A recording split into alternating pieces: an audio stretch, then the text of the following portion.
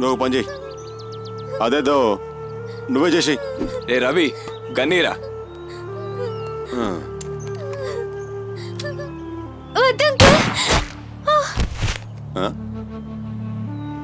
ఏంట్రలా చంపేశావు? ఏంద్రా? రేయ్ ఏంట్రా? అన్నా మీతో మాట్లాడాలంట. హలో, ఎవడ్రా?